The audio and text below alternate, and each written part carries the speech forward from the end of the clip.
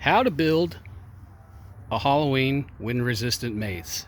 And note that I said wind resistant, not wind proof, and I'll talk more about that here in a bit.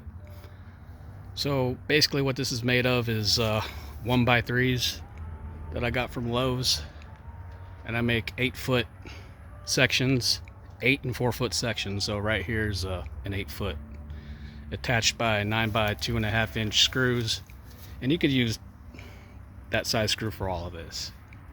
To fasten down the beams on the top there, I tend to use longer ones, like 4.5, I believe, 4.5, 4. But the 2.5 will reach. It'll work just fine. But so here's what I have. The plastic. This is the drop plastic. That's pretty famous in these mazes for being used in them. Only I have it tied down by rope to keep it fastened during those windy days. So I have them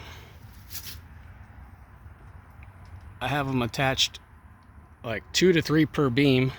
You go down, you see another one, and then, well, this one ripped off, and I was gonna talk to you about that. So Kansas sucks for a Halloween setup. The weather changes in October. Starts raining non-stop, seems like. So Mother Nature does that on purpose, to building the actual maze a challenge, the wood part. And then 2 days before Halloween, 50-mile-an-hour winds blow on by and just pretty much decimated everything. So about that wind resistance, can this withstand 15-mile-an-hour winds? Yep. 30, you're pushing it. Some might come off the staples. 50, no, you're pretty much, when everything came off the staples, everything was hanging by the rope, and some of it did break off the rope, but it made it a lot easier for me to hang it back up, so that wasn't a big deal. I think this took me about 2 hours to redo everything. And about those staples, I do 2 at a time, about 1 inch or less apart. And this is important because if you have them too close together, it's just like using one staple. You have a weak anchor point there.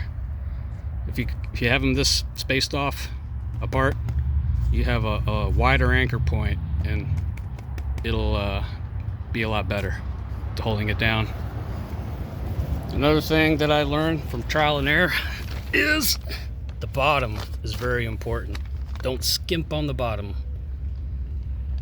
Before I was just using, one staple for every 12 inches, but now I go 2 staples and then 1, 2 and then 1.